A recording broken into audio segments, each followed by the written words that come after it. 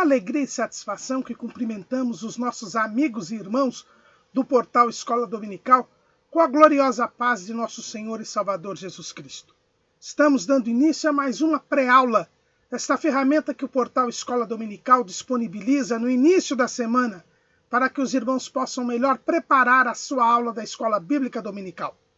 Leiam a revista das lições bíblicas, assistam a esta pré-aula, leiam os textos de apoio que nós disponibilizamos no site do portal Escola Dominical, portalebd.org.br.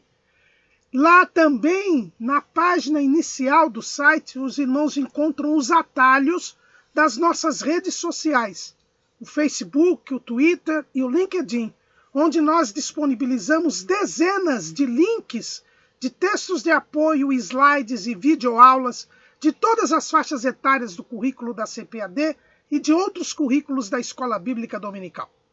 Durante a semana também disponibilizamos leituras diárias, breves comentários dos textos sugeridos na lição, para que os irmãos possam ter um momento devocional e ter mais informações sobre a lição da Escola Dominical. E por fim, no sábado à noite, às 19 horas, horário de Brasília, o irmão é convidado a assistir à transmissão ao vivo do estudo preparatório dos professores e amigos da Escola Dominical da Igreja Evangélica Assembleia de Deus, Ministério do Belém, na sede aqui em São Paulo. Se o irmão estiver por aqui, é nosso convidado. O irmão pode ir lá, a reunião é aberta a todos quantos amam a palavra de Deus. Neste terceiro trimestre de 2020, uma das sugestões da Casa Publicadora foi a edição especial, que é uma reedição da revista do terceiro trimestre de 1993. Naquela oportunidade, o saudoso missionário Rico Beglstein comentou o tema avivamento, uma necessidade dos dias atuais. E esta lição foi reeditada, só que agora com outro título, mas o conteúdo é o mesmo. O título é Os Princípios Divinos em Tempos de Crise, a reconstrução de Jerusalém e o avivamento como exemplo para os nossos dias. É um estudo de caso em que o missionário Rico Beglstein, aproveitando os episódios que ocorreram no período de formação da comunidade do Segundo Templo, ou seja, esse período que vai desde o término do cativeiro da Babilônia até o governo de Neemias, os fatos que estão ali descritos e narrados nos livros de Daniel, Esdras, Neemias, Ageu, Zacarias, ele então procura extrair destes episódios lições a respeito do avivamento espiritual.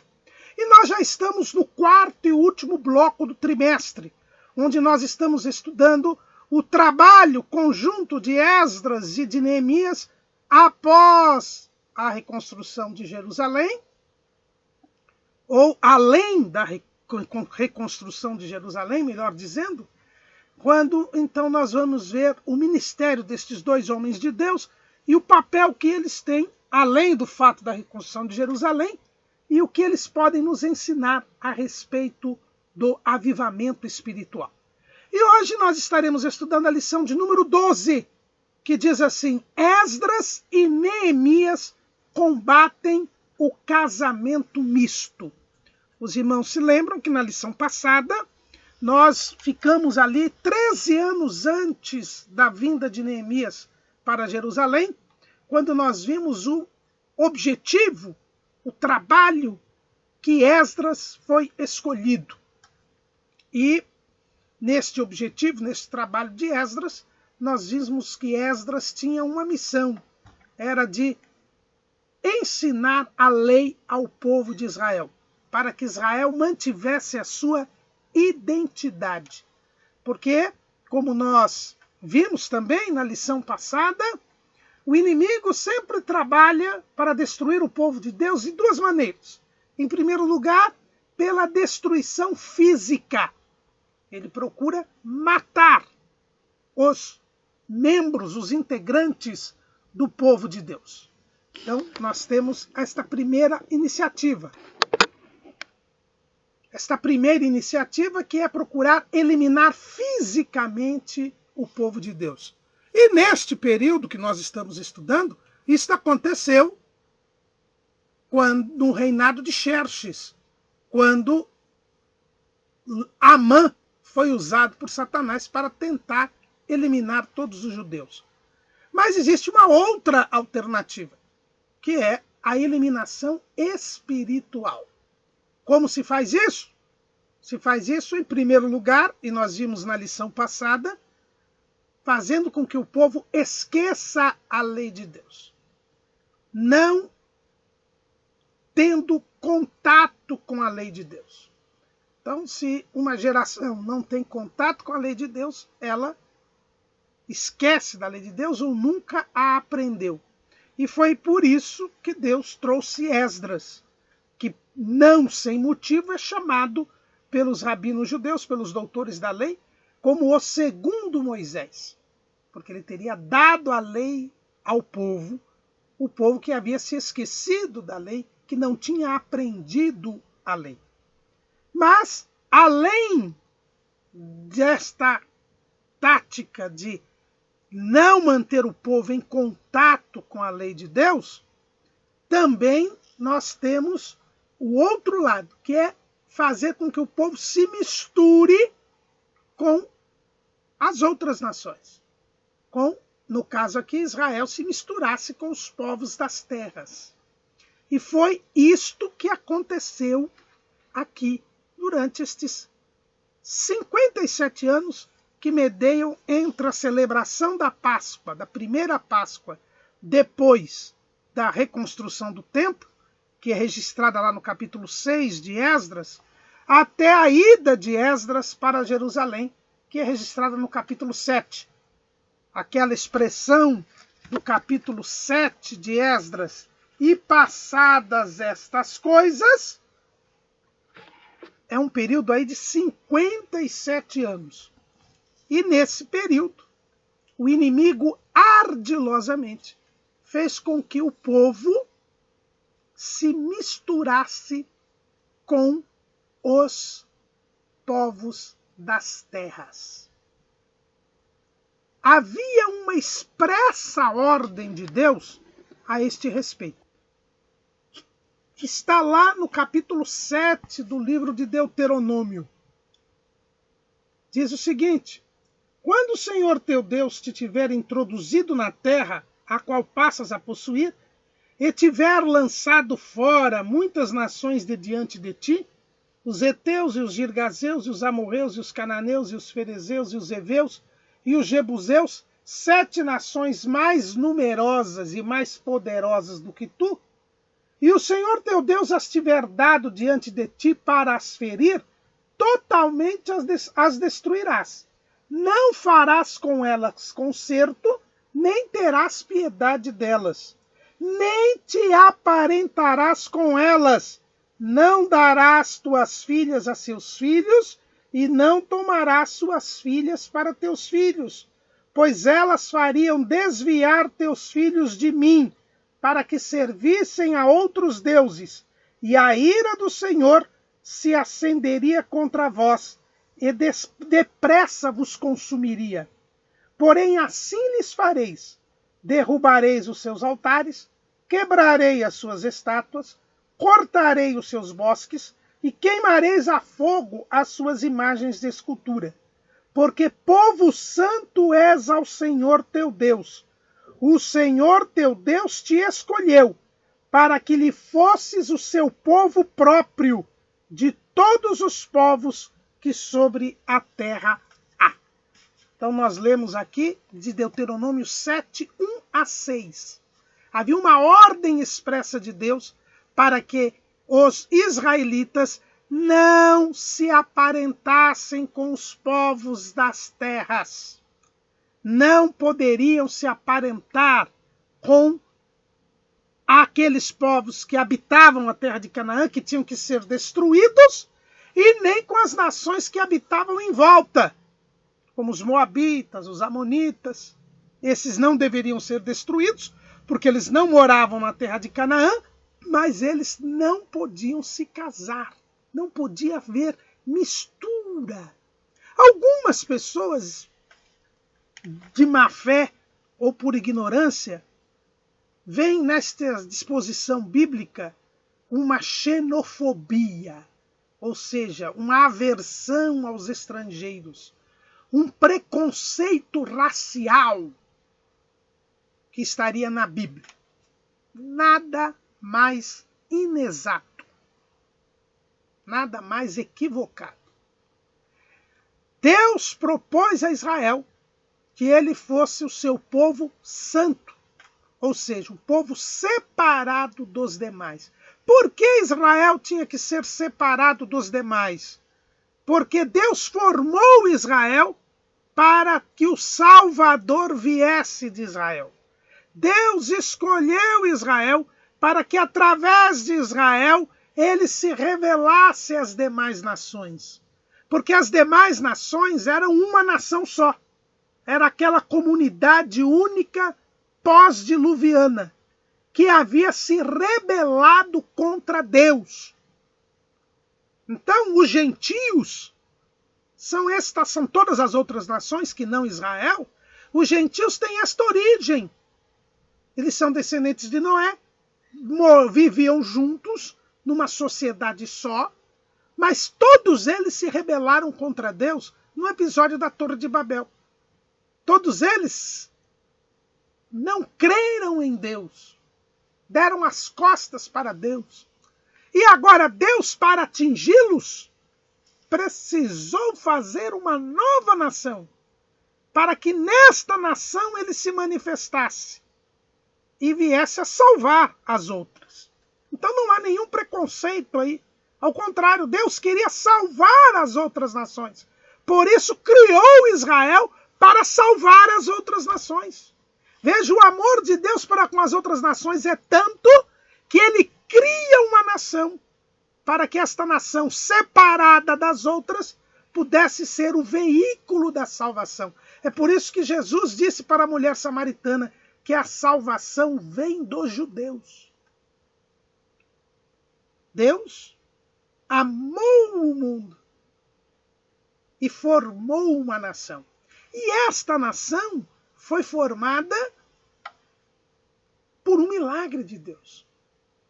Deus chama Abrão, em Ur dos Caldeus, cuja mulher Sarai era estéril. Portanto, quando Deus promete a Abrão fazer dele uma grande nação, Abrão não imaginava de forma alguma que esta nação seria vinda de Sarai, porque ela era estéril. Aliás, a Bíblia deixa registrado isso antes mesmo da promessa, do registro da promessa que Deus fez a Abrão. Quando o irmão abre a Bíblia lá em Gênesis capítulo 11, capítulo 11, versículo 30. E Sarai foi estéril e não tinha filhos. Então, o texto sagrado já quer mostrar, antes mesmo da promessa que Deus deu para Abrão, que isso seria um milagre. Isaac nasce por um milagre de Deus. Depois, Isaac casa-se com Rebeca, que também era estéril. E há um novo milagre de Deus, e aí nasce Jacó, que é o pai da nação de Israel, né? É Abraão também, mas eu digo assim, na sequência. Né? Então, os patriarcas mostram o desejo de Deus de mostrar que esta nação era uma nação formada por ele, por um milagre. Isaac é um milagre, Jacó é um milagre, e depois a multiplicação dos israelitas no Egito é outro milagre. Em 215 anos, eles passam de 70 pessoas para 600 mil homens de guerra, fora as mulheres e crianças. porque o texto bíblico diz que o Senhor os multiplicou. Então era um milagre de Deus aquela nação. E para quê? Para que ela fosse o povo santo. Para que dela viesse o Salvador, trazendo o maior de todos os milagres, que era a salvação do homem. Então por isso que Israel não podia se aparentar com as outras nações. Porque ele era o povo santo. É o que está escrito aqui em Deuteronômio 7, 1-6. Eles não podiam se aparentar com os povos das terras. Mas, infelizmente, nestes 57 anos, entre a celebração da primeira Páscoa na reconstrução do templo, depois da reconstrução do templo, e a ida de Esdras para Jerusalém, o povo se misturou com os povos das terras. Assim que Esdras chega a Jerusalém, ele começa a ensinar o povo ali. Foi para isso que ele veio. O rei tinha mandado que ele colocasse regedores e juízes para julgar o povo, entre os que conhecessem a lei, e se o povo não conhecesse a lei, que ele as fizesse conhecer. Nós vemos isso no livro de Esdras, no capítulo 8.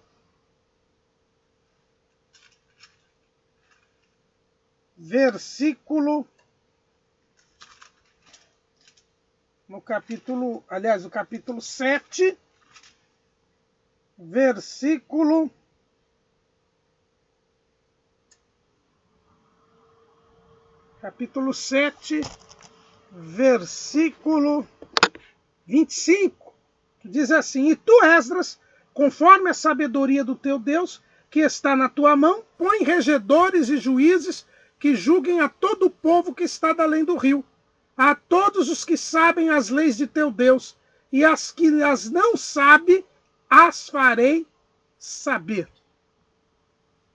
Então esse foi o trabalho de Esdras.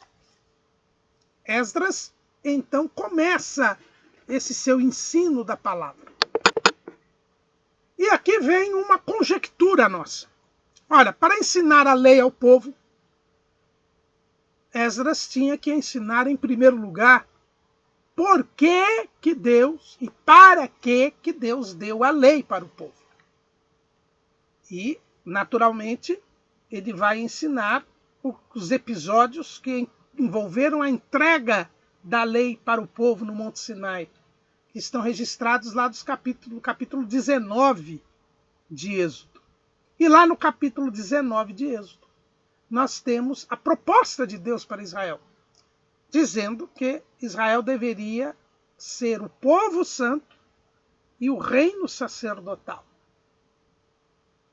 Ser a propriedade peculiar de Deus dentre os povos. Não se entende a entrega da lei ao povo, senão como o resultado da disposição do povo de ser a propriedade peculiar de Deus entre as nações, de ser povo santo e ser reino de Deus. E quando Esdras ensina isto ao povo, que ele é um povo santo, um povo separado das demais nações, ele põe o dedo na ferida.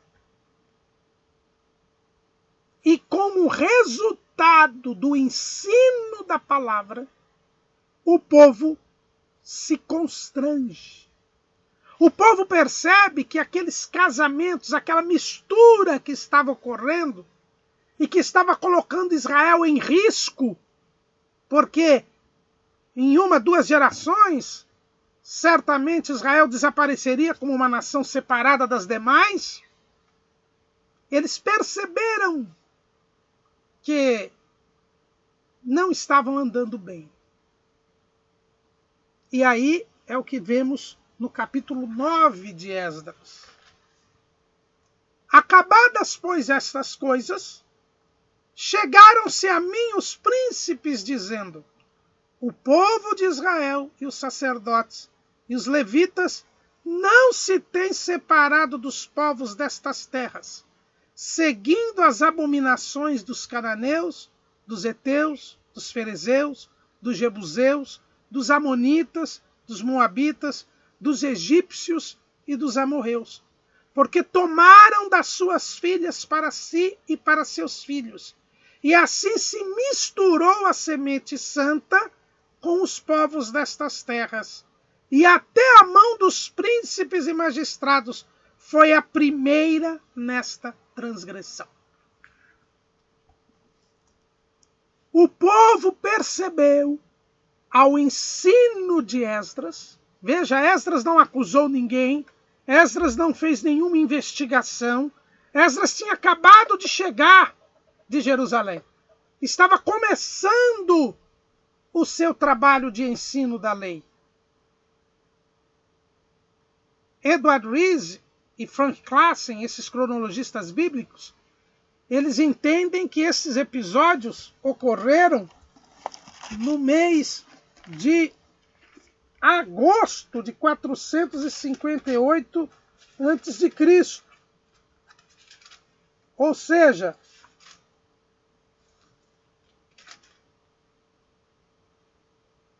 aliás, um pouquinho depois de agosto, não diz o mês aqui, mas ele chegou em agosto de 458. E logo em seguida, o povo, os príncipes, os líderes, é que vêm conversar com Esdras. Por quê? Porque a palavra deu efeito. Irmãos, o ensino da palavra, ele traz avivamento. Nós já vimos na lição passada que não há avivamento sem palavra. Quando Esdras começou a ensinar a palavra, o povo percebeu que estava em pecado, percebeu que não estava agradando a Deus. A palavra movimentou o povo, comoveu o povo. Porque este é o efeito da palavra. Jesus disse: vós já estáis limpos pela palavra que eu vos tenho falado. Está lá no capítulo 15 de João. A palavra, ela limpa. Diz Paulo, escrevendo a Tito, que é a lavagem da regeneração pela palavra. Quando Jesus diz que nós devemos nascer da água, está falando da palavra. É a palavra que nos faz nascer de novo e nos permite entrar no reino de Deus. No nosso cremos, na nossa declaração de fé, está escrito lá no item 6. Cremos na necessidade absoluta do novo nascimento pela graça de Deus mediante a fé em Jesus Cristo e pelo poder atuante do Espírito Santo e da palavra de Deus para tornar o homem aceito no reino dos céus. Este item da nossa declaração de fé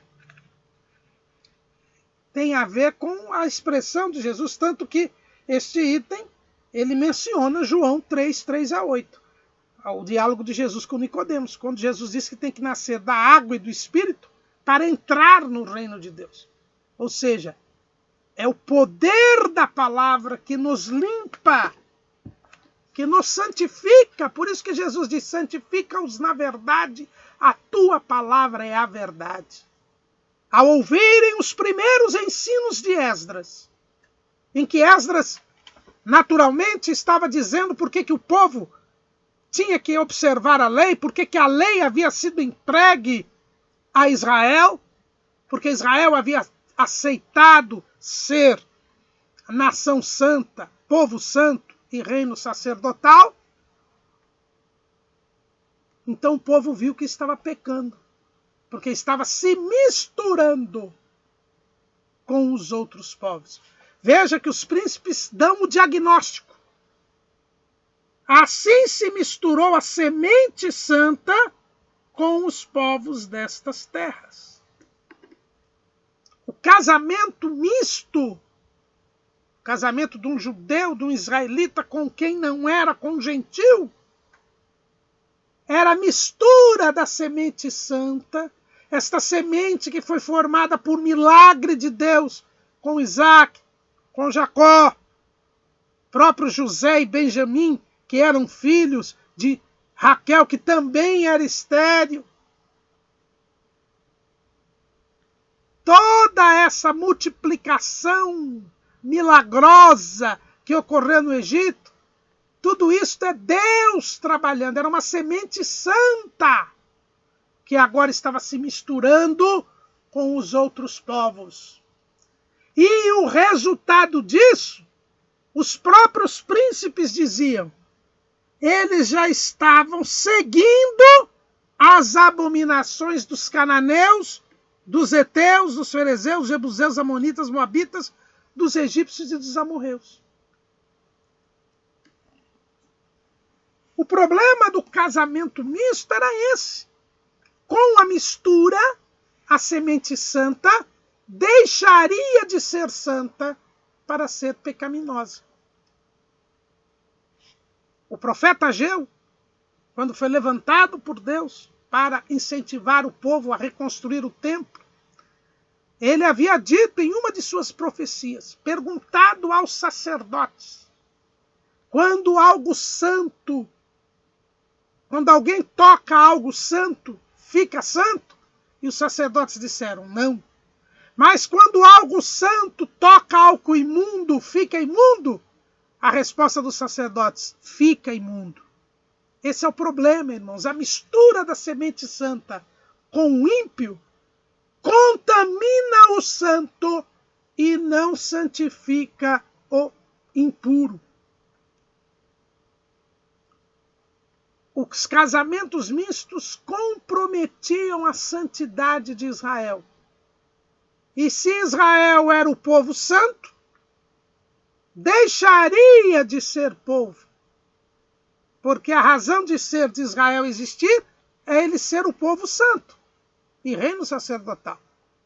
A partir do momento que ele se misturasse com as outras nações, ele deixaria de existir. Não teria mais razão para a sua existência. E com a igreja é a mesma coisa.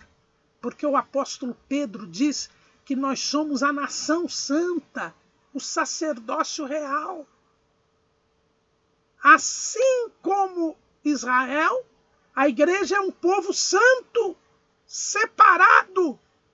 Mas se ele se misturar, se a igreja se misturar com o mundo, ela deixa de existir. Ela não é mais igreja. É por isso que aqueles que se misturarem com o mundo não subirão no dia do arrebatamento da igreja. Jesus, mandando João escrever a carta que ele mandou para a igreja de Laodiceia. Esta igreja de Laodiceia simboliza esta igreja que deixou de ser igreja. Esta falsa igreja, esta igreja apóstata. Porque Jesus diz, porque não és quente nem frio, mas porque és morno. Morno é um misturado. Vomitar-te-ei da minha boca. Não fica no corpo. É posto para fora. Porque se misturou. Porque a semente santa, quando se mistura, torna-se abominação. E o que estava acontecendo? O povo já não estava observando a lei e seguindo as abominações. Estavam vivendo como os outros povos. Estavam vivendo no pecado, na idolatria. Estavam fora da comunhão com Deus. Mas quando Esdras ensinou que o povo devia ser santo, o povo, ele mesmo, sentiu o pecado. E foi à presença do sacerdote Esdras para pedir a Esdras a sua intercessão. Esse é o efeito do ensino da palavra. o ensino genuíno da palavra, ele leva ao confronto com o pecado. E aí os homens tomam a decisão. Recebem a palavra, permitem que a palavra produza o seu efeito, e aí se arrependem e confessam o seu pecado e alcançam a misericórdia de Deus, ou endurecem o seu coração. Não permitem que a palavra penetre. E aí não tem desculpa da condenação. É por isso que o profeta diz que a palavra de Deus não volta para ele vazia. Não. Ela, ao ser pregada, ela exige uma decisão. E ninguém é o mesmo depois que ouve a palavra de Deus. Ou se converte, ou então não tem desculpa mais para a sua condenação. Quando Esdras ouviu este relato de que, a começar das lideranças, o povo todo estava misturado com os povos das terras, veja que ele não conhecia Jerusalém, estava indo para Jerusalém. Ele foi nascido e criado em Babilônia. Estava há poucos dias ali. Quando ele viu que o quadro era este, era um quadro trágico, Esdras se desesperou. Olha a reação do escriba hábil na lei de Moisés. E ouvindo eu tal coisa, rasguei a minha veste e o meu manto, e arranquei os cabelos da minha cabeça e da minha barba, e me assentei atônito. Esdras ficou pasmo. Imediatamente ele rasgou as suas vestes e o seu manto. Isto é um gesto de humilhação.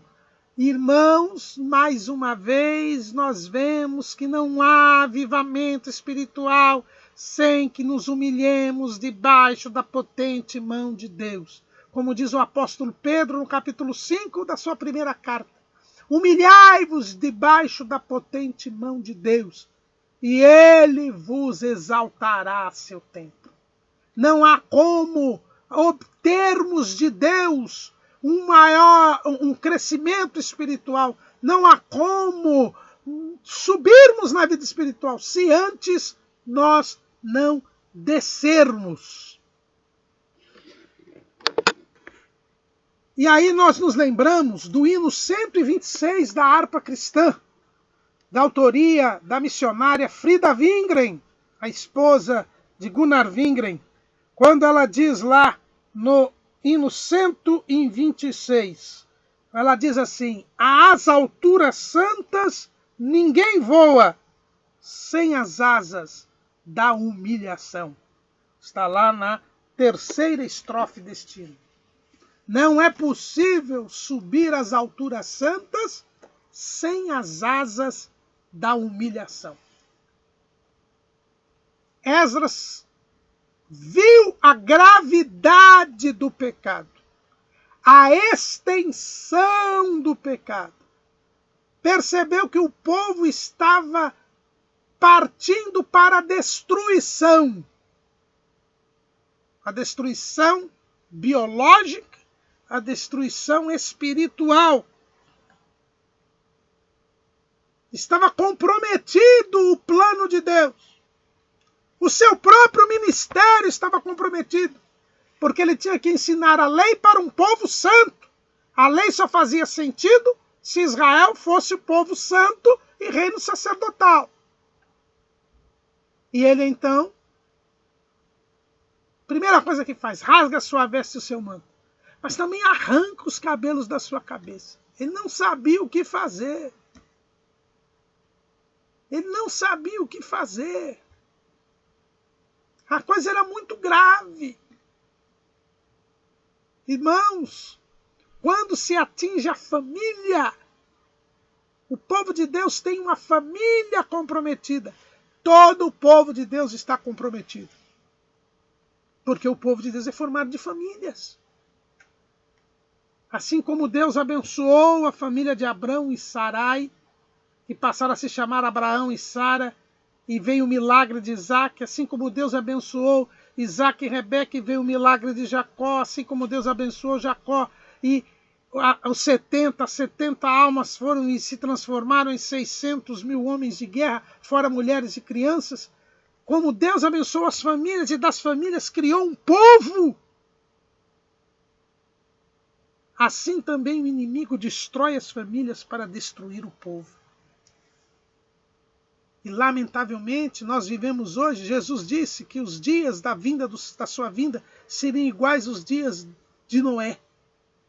E nos dias de Noé, a linhagem de Sete, que era o povo de Deus daquele tempo, se misturou com os outros povos, se misturou com as outras linhagens. E o povo foi destruído. Assim como a falta do conhecimento da palavra, como vimos na lição passada, destrói o povo, a mistura da família com o pecado destrói o povo também. E foi o que aconteceu. Foi o que aconteceu. Esdras ficou desesperado e diz que ele ficou atônito. Mas o seu gesto de rasgar a veste, rasgar o manto, na frente de todo mundo, ele estava na frente das lideranças, foram as lideranças que foram falar com ele.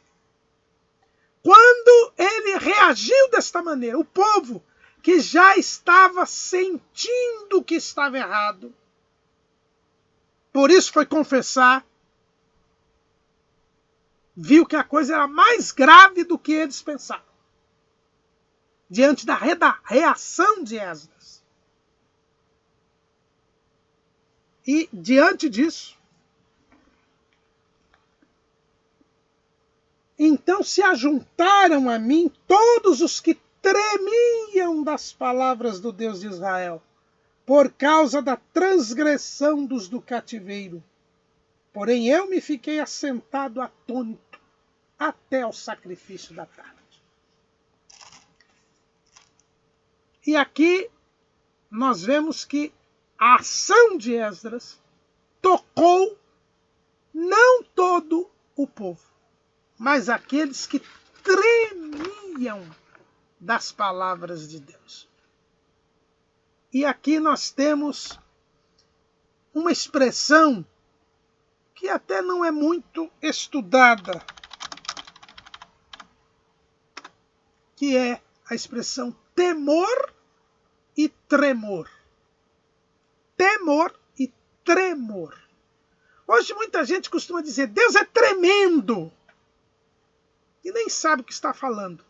O que quer dizer Deus tremendo? Deus tremendo. O que quer dizer tremendo? Tremendo é aquele que gera tremor. Gera tremor. Lá no Salmo 47, versículo 2, está escrito: porque o Senhor Altíssimo é tremendo, e o Rei grande sobre toda a terra. Lá no Salmo 68, versículo 35, está escrito: ó Deus, tu és tremendo desde os teus santuários. O Deus de Israel é o que dá fortaleza e poder ao seu povo. Bendito seja Deus. Aí no Salmo 76, versículo 11, está escrito: fazei votos e pagai ao Senhor vosso Deus. Tragam presentes os que estão em redor dele, àquele que é tremendo. No versículo seguinte continua dizendo: ele ceifará o espírito dos príncipes, é tremendo para com os reis da terra. Salmo 89, 7 diz assim: Deus deve ser em extremo tremendo na Assembleia dos Santos e grandemente reverenciado por todos os que o cercam. Salmo 96, versículo 4. Porque grande é o Senhor e digno de louvor, mais tremendo do que todos os deuses. O que quer dizer tremendo? É o que faz tremer. Agora os irmãos percebam que todos esses versículos que nós lemos, quando se percebe que Deus é tremendo, as pessoas que tremem, porque ele é tremendo porque faz as pessoas tremer. E fazer as pessoas tremer é fazer com que as pessoas tomem atitudes movidas pela majestade de Deus, pela glória de Deus, pela grandeza de Deus. Os irmãos percebam que esses versículos que nós lemos, quase sempre está associado o fato de Deus ser tremendo com a sua grandeza. E lá no Salmo, entre os que a gente leu, lá no Salmo 68, versículo 35, lembrando aquele paralelismo hebraico, né, que existem nos textos poéticos da Bíblia, ou seja, duas afirmações que dizem a mesma coisa, têm a mesma ideia, mas com palavras diferentes, a gente vê que Deus Altíssimo, é dito que Deus é tremendo desde os santuários e que ele dá fortaleza e poder ao seu povo. Então, quem treme toma atitudes. E no original, tremor quer dizer agitação, movimento. Quem treme, ele toma atitudes por causa da grandeza de Deus. Então aí a diferença de temor e tremor. Quem teme a Deus, obedece a Deus, respeita a Deus, reconhece o senhorio de Deus. Mas quem treme, toma atitudes por causa da grandeza de Deus. E um grupo, ao ver aquela reação de Esdras, tomou uma atitude, se juntou ao sacerdote. Ou seja, também rasgou suas vestes, também rasgou seu manto. Quem sabe até tem arrancado seus cabelos. O fato é que também se humilhou. Nós não sabemos a que hora os príncipes foram falar com Esdras. Mas a Bíblia diz que Esdras ficou nessa situação até o sacrifício da tarde. O sacrifício da tarde era 3 horas da tarde. Até o sacrifício da tarde, Esdras ficou sentado, se humilhando, com as vestes rasgadas, com o manto rasgado. Provavelmente, quando arrancou os cabelos, saiu sangue, o sangue pisado, como diz o povo. Mas ele ficou nessa atitude de humilhação, nessa atitude de devoção até o sacrifício da tarde. E por que ele ficou até o sacrifício da tarde? Porque o sacrifício da tarde tinha um significado todo especial. Quando nós abrimos ali em Êxodo, capítulo 29, quando Deus institui o sacrifício contínuo, o que era esse sacrifício contínuo? Todos os dias, independentemente de alguém levar oferta pelo seu pecado, independentemente de ser uma festividade que tinha os seus sacrifícios comemorativos, no templo ou no tabernáculo tinha que ser sacrificado um cordeiro de 1 ano pela manhã e outro pela tarde. Aquele cordeiro era sacrificado pelo pecado da humanidade, pelo pecado do povo. E simbolizava esse sacrifício contínuo, como todos os sacrifícios, o sacrifício de Cristo no Calvário. É por isso que Jesus é crucificado às 9 da manhã, o horário do sacrifício da manhã, e ele morreu às 3 horas da tarde, que era este sacrifício da tarde. Quando Deus instituiu esse sacrifício, ele fez uma promessa para o povo. Está lá em Êxodo capítulo 29, versículo 42. Este será o holocausto contínuo por vossas gerações, à porta da tenda da congregação, perante o Senhor, onde vos encontrarei para falar contigo ali. E ali virei aos filhos de Israel, para que por minha glória sejam santificados. E santificarei a tenda da congregação e o altar. Também santificarei a Arão e seus filhos, para que me administrem o sacerdócio. E habitarei no meio dos filhos de Israel, e lhes serei por Deus. E saberão que eu sou o Senhor seu Deus, que os tenho tirado da terra do Egito para habitar no meio deles. Eu, o Senhor, seu Deus. Deus havia prometido ir ao encontro do povo, santificar o povo, pela sua glória, e mostrar a sua presença no povo, quando se fizesse esse sacrifício de manhã e o sacrifício da tarde. Então, por isso que Esdras esperou o sacrifício da tarde. Porque havia uma promessa de Deus, que Deus iria ao encontro do povo. E então é na hora do sacrifício da tarde que ele vai orar a Deus. Ele se humilha, não sabemos quanto tempo, mas foi depois do sacrifício da manhã. Porque se fosse o sacrifício da manhã, ele teria ido orar no sacrifício da manhã, se fosse antes. Mas foi depois. Então ele esperou o sacrifício da tarde. E no sacrifício da tarde, ele faz uma oração ao Senhor.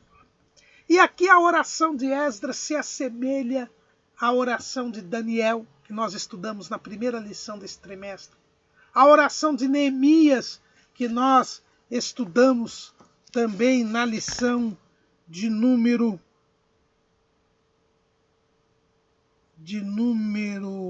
6. E aqui nós vemos a oração de Esdras. Ele diz assim: e perto do sacrifício da tarde, levantei da minha aflição, havendo já rasgado a minha veste, meu manto, e me pus de joelhos, e estendi as minhas mãos para o Senhor, meu Deus.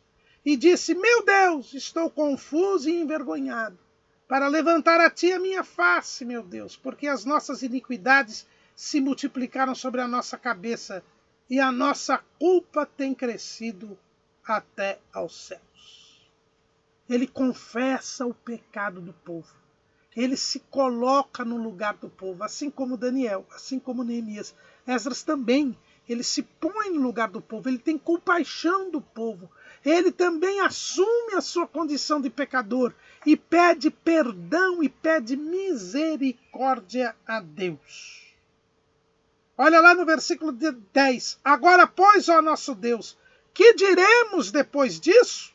Pois deixamos os teus mandamentos, os quais mandaste pelo ministério de teus servos, os profetas, dizendo: a terra em que entrais para possuir, terra imunda é, pelas imundícias dos seus povos, pelas abominações com que na sua corrupção a encheram de uma extremidade à outra. Agora, pois, vossas filhas não dareis a seus filhos, e suas filhas não tomareis para vossos filhos, e nunca procurareis a sua paz e o seu bem, para que vos fortaleçais e comais o bem da terra, e a façais possuir a vossos filhos para sempre. Esdras confessa o pecado, não justifica. Hoje tem muita gente que procura justificar o pecado. Pecado, é transgressão, tem que ser confessado. E nós devemos nos arrepender, mudar o nosso comportamento e não mais pecar. Não há justificativa. Esdras mostra que a lei dizia uma coisa, o povo tinha feito outra, e ele só podia clamar pela misericórdia de Deus. Só podia clamar pela misericórdia. Olha o que ele diz no versículo 13, do capítulo 9 de Esdras. E depois de tudo que nos tem sucedido por causa das nossas más obras e da nossa grande culpa, ainda assim tu, ó Deus, estorvaste que fôssemos destruídos por causa da nossa iniquidade, e ainda nos deste livramento como este. Tornaremos, pois, agora a violar os teus mandamentos e aparentarmos com os povos destas abominações? Não te indignarias tu assim contra nós, até de todo nos consumires, até que não ficasse resto, nem quem escapasse? Ah, Senhor Deus de Israel, justo é, pois ficamos escapos como hoje se vê. Eis que estamos diante de ti no nosso delito, porque ninguém há que possa estar na tua presença por causa disso.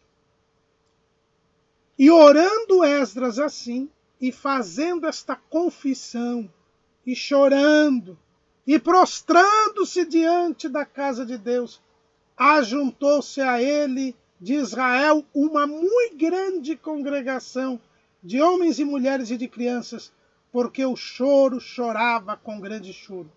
Então respondeu Secanias, filho de Jeiel, um dos filhos de Elão, e disse a Esdras: nós temos transgredido contra o nosso Deus e casamos com mulheres estranhas do povo da terra.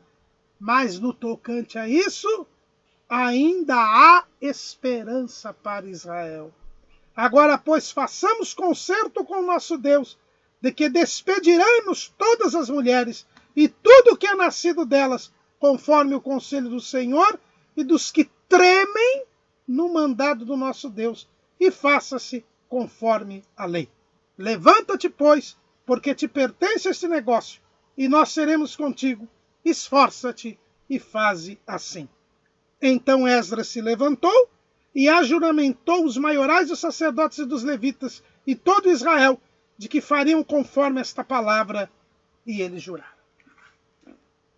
Esdras orou a Deus, pediu clemência ao Senhor, e isto contagiou o povo. O povo se arrependeu. O povo se uniu à oração de confissão e de humilhação de Esdras. E o povo se arrependeu. E tanto se arrependeu que Secanias se levanta e diz: olha, vamos mandar embora as mulheres. Vamos despedir as mulheres e os filhos que tivemos com elas. Arrependimento é isso. É mudança de atitude. Arrependimento é isto. É mudança de comportamento. Ninguém disse: olha, daqui para frente a gente não casa mais e vamos deixar a coisa como está. Não, não podia deixar como está, porque o povo já estava misturado e a nação desapareceria. Tinha que ser retirado. Por isso que na lição passada eu disse que Esdras foi usado por Deus. Quando ele trouxe mais gente porque com essa saída de todas essas mulheres e filhos, a população diminuiria grandemente. Mas Deus, que é presciente, já fez Esdras trazer o povo para poder repovoar com semente santa as cidades de Judá. O povo se arrependeu. Irmãos, e era tanta gente que para fazer o levantamento de quem tinha que ir embora, demorou 3 meses. 3 meses. Todo dia tinha lá o pessoal trabalhando nisso. Tanta gente que tinha se misturado. Tanta gente que tinha pecado. Mas o fato é que Deus impediu a destruição do povo. Mas os irmãos acham que o inimigo desistiu? Como dizia o saudoso pastor Severino Pedro da Silva, o inimigo insiste, persiste e não desiste. 25 anos depois, Neemias vai encontrar o mesmo problema. Provavelmente Esdras já não vivesse. Mas 25 anos depois, quando Neemias voltou da Pérsia, porque ele governou durante 12 anos, que foi o tempo que ele deu para o rei, e depois ele voltou para a Pérsia, para se apresentar diante do rei. E pediu para o rei para voltar para governar Judá. O rei autorizou, e ele voltou. Mas quando ele chegou, ele teve uma triste constatação. Quando ele chegou a Jerusalém, e agora nós vamos para o capítulo 13 de Neemias, 25 anos depois, quando Neemias chega, ele tem uma triste constatação.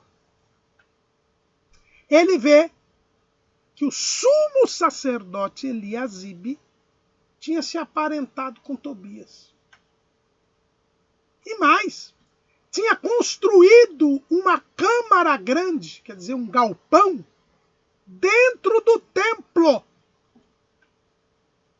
E Tobias morava lá. E para construir esse galpão, ele destruiu os armazéns que que armazenavam as comidas, os víveres que eram dados aos sacerdotes e aos levitas, fruto dos dízimos e das ofertas do povo. E como agora não tinha onde armazenar estes alimentos, muitos sacerdotes e levitas tinham ido embora do templo, porque não tinham o que comer. Não podiam viver servindo no templo, porque não tinham alimento. E foram para as cidades para ganhar a vida. Os irmãos, vejam como o inimigo ele é ardiloso. Foi Neemias sair, e isso começou antes. O Eliasibe se aparentar e construir essa câmara foi depois que Neemias saiu. Mas o povo sorrateiramente começou de novo a casar com mulheres estranhas.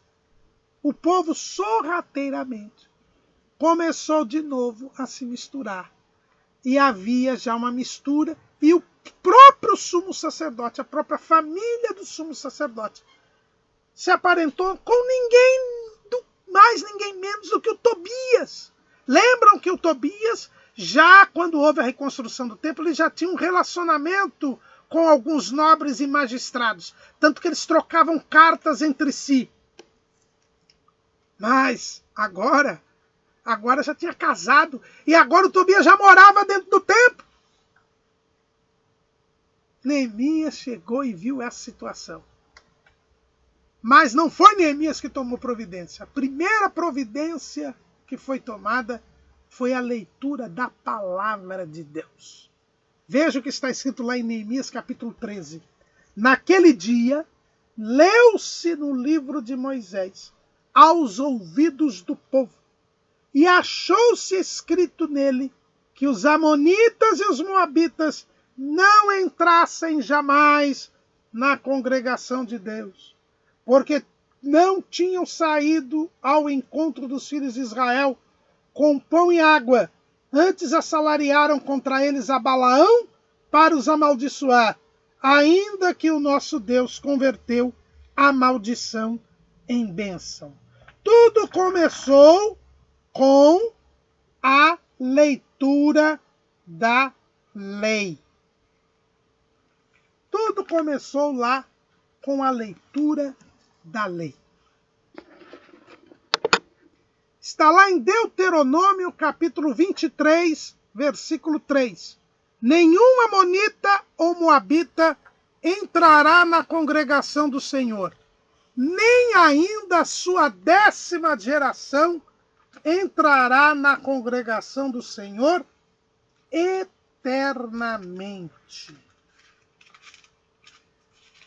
E Moisés ainda continua dizendo: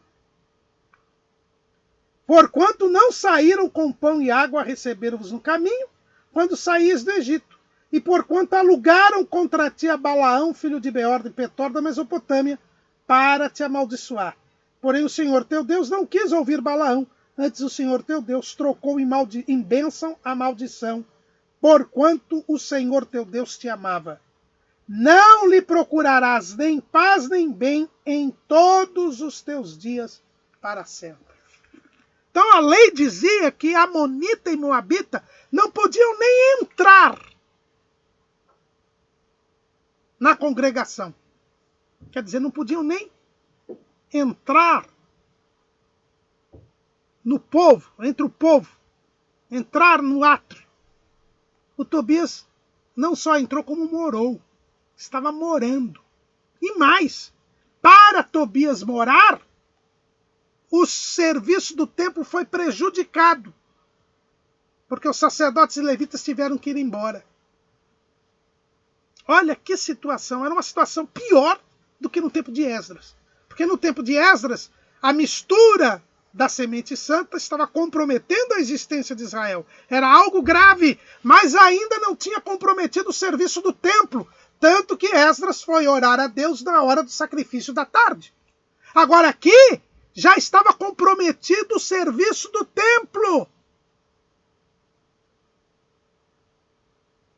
O que Tobias não tinha conseguido fazer, o que o Tobias não tinha conseguido fazer quando tentou impedir a reconstrução dos muros de Jerusalém, agora ele estava fazendo, que era o povo deixar de adorar a Deus e se misturar com os outros povos. Tudo por causa do casamento misto.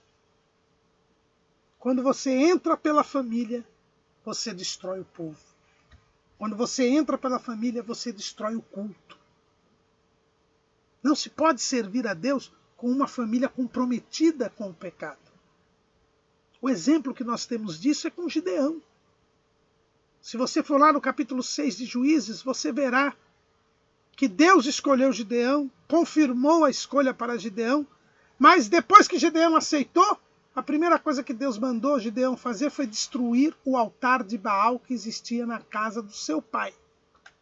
Porque Deus não podia operar para livrar o povo através de Gideão, se na casa de Gideão, na família de Gideão, existia um altar para Baal. E Gideão, temeroso disto, fez isto à noite, mas fez. Destruiu o altar de Baal. E por isso Gideão ficou conhecido como Jerubaal, aquele que destrói Baal. Não há como nós termos uma igreja pujante, uma igreja avivada, se a família estiver comprometida. Porque o comprometimento da família gera prejuízos à igreja, à adoração a Deus. O aparentamento de Eliasibe com Tobias prejudicou o serviço do templo. Trouxe fome e desamparo para os sacerdotes e para os levitas. Mas Neemias primeiro mandou que o povo ouvisse a palavra. E quando o povo aprendeu que nenhum moabita ou amonita podia sequer entrar na congregação do Senhor, sequer poderia participar do povo. Como é que poderia um amonita ter o maior cômodo do templo? E aí o povo entendeu que estava em pecado. Mas, para os irmãos verem, como 25 anos depois, acontece a mesma coisa, mas agora é pior do que no primeiro estado. Não só pior por causa do prejuízo do serviço do templo, mas pior também porque precisou Neemias despejar Tobias. Porque ele, no sumo sacerdote, não tomou a iniciativa. O comprometimento era tanto que precisou Neemias usar da sua autoridade para fazer o despejo. E mais, Neemias também encontrou que isso tinha se alastrado no povo todo. Olha o que você vê lá em Neemias capítulo 13, versículo 23 de Neemias. Vi também naqueles dias judeus que tinham casado com mulheres asdoditas, amonitas e moabitas. E seus filhos falavam meio asdodita e não podiam falar judaico, senão segundo a língua de cada povo. E contendi com eles, e os amaldiçoei, e espanquei alguns deles, e lhes arranquei os cabelos, e os fiz jurar por Deus, dizendo: não dareis mais vossas filhas a seus filhos, e não tomareis mais suas filhas, nem para vossos filhos, nem para vós mesmos. O povo já estava de novo se misturando, e de novo a nova geração não falava nem a língua dos judeus. Eles falavam meio asdodita, meio amonita, meio moabita, mas não falavam judaico. O que seria dessa geração se continuasse essa situação? eles estariam misturados com os outros povos. Nem a própria língua de Israel já era falada. E a língua é um elemento básico da cultura. Os irmãos percebem por que o diabo procura trabalhar pela família? Quando nós nos misturamos com o mundo, quando a nossa família passa a ter um comportamento mundano, os nossos filhos não aprendem sequer a língua dos santos. Os nossos filhos não aprendem sequer o que está na palavra. Os nossos filhos não conhecem mais a voz de Deus. E estarão todos comprometidos com o mundo. É por isso que, para a preservação do povo de Israel, Deus mandou lá em Deuteronômio 6 e em Deuteronômio 11 que os pais ensinassem aos filhos a lei. Os judeus, eles são um povo separado até hoje, porque de geração a geração os pais ensinam aos seus filhos a lei, os costumes judaicos, as promessas messiânicas. E porque o índice de casamentos mistos entre os judeus é mínimo. É por isso que Israel existe até hoje. Senão já teria tido o mesmo destino dos filisteus, dos amonitas, dos moabitas, dos edomitas. Cadê esse povo? Não existe mais, porque eles se misturaram com outros. E o diabo tem lutado e conseguido, infelizmente, que muitos percam as suas famílias. Por que as igrejas estão sendo fechadas? Porque se fecham dezenas de igrejas todas as semanas na Europa e nos Estados Unidos. Porque não tem mais membros. Porque os membros envelhecem, morrem, e você tem uma quantidade de membros tão pequena que a igreja não pode mais continuar existindo. Não paga nem as despesas. E por isso os templos são vendidos. Por quê? Porque não criaram seus filhos na palavra de Deus. E os seus filhos hoje estão no mundo. Seus filhos hoje estão no mundo. Fazem parte do mundo. E com isso a igreja está sendo destruída. Essa é a lógica do diabo, que já existia lá. Os casamentos mistos e a mistura das famílias com os costumes do mundo destroem a igreja, destroem o povo de Deus, comprometem a identidade e o prosseguimento ao longo das gerações da semente santa. E aqui a situação era tão terrível que se nos dias de Esdras, ao ouvir a palavra, o povo se arrependeu, confessou e se dispôs a despedir as mulheres e os filhos, nos dias de Neemias, 25 anos depois, Neemias precisou bater, açoitar, ameaçar, arrancar os cabelos. Nos dias de Esdras, o Esdras arrancou os cabelos e alguns que se ajuntaram a ele também arrancaram seus cabelos em confissão e humilhação. Aqui, foi o Neemias que teve que arrancar o cabelo do povo. Teve que aplicar castigos, penas, para que o povo obedecesse à lei. Porque o último estágio é pior do que o primeiro. Quando o povo voltou a praticar esse pecado, ele ficou pior do que antes. Porque o pecado é assim, um abismo chama outro abismo. Aqui nos dias de Neemias houve resistência. Neemias precisou aplicar a sua autoridade, infligir castigos no meio do povo, para que o povo despedisse as mulheres e os filhos. É o que diz o apóstolo Pedro. Lá em 2 de Pedro, capítulo 3, versículo 20. Porquanto se depois de terem escapado das corrupções do mundo, pelo conhecimento do Senhor e Salvador Jesus Cristo, forem outra vez envolvidos nelas e vencidos, tornou-se-lhes o último estado pior do que o primeiro. Porque melhor lhes fora não conhecerem o caminho da justiça, do que conhecendo-o, desviarem-se do santo mandamento que lhes fora dado.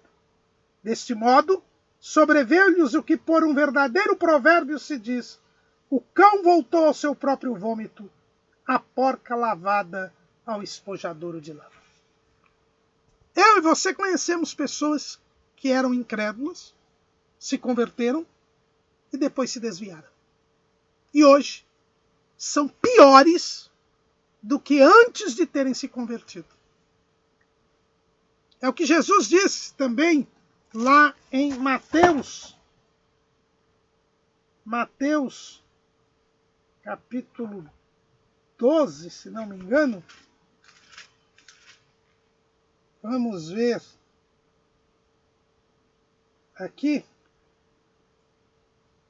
Mateus capítulo 12, versículo 43. Quando o espírito imundo tem saído do homem, anda por lugares áridos, buscando repouso e não o encontra. Então diz, voltarei para minha casa, de onde saí. E voltando, acha-a desocupada, varrida e adornada. Então vai e leva consigo outros 7 espíritos piores do que ele. E entrando, habitam ali. E são os últimos atos desse homem piores do que os primeiros. Assim acontecerá também a esta geração má. Os irmãos, observem isto.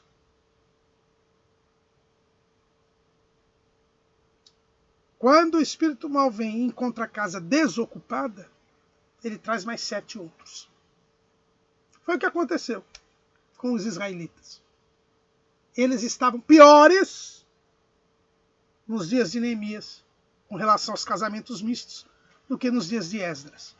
Precisou o uso da força e da violência para que eles despedissem as mulheres e os filhos. Mas isso foi necessário fazer, porque senão o povo perderia a sua identidade.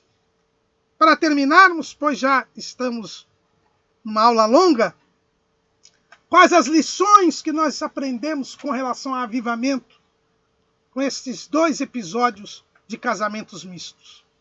A primeira é que o povo de Deus é formado de famílias. E, portanto, não há como preservarmos espiritualmente a nação santa se as nossas famílias não forem santas. Daí porque o inimigo procura hoje atacar a família como prioridade. O avivamento espiritual somente virá e somente se mantém se mantivermos a santidade das nossas famílias. Em segundo lugar, os casamentos mistos representam uma grande arma do adversário para que se destrua o povo de Deus. Porque a destruição da família importa na destruição do povo de Deus. Em terceiro lugar, como o casamento é a mais profunda comunhão entre 2 seres humanos, não se pode permitir que alguém que serve a Deus se case com alguém que não serve a Deus. E último ponto. O casamento misto leva a um comprometimento com o pecado. E se nós somos comprometidos com o pecado, já não somos mais o povo de Deus. Amém.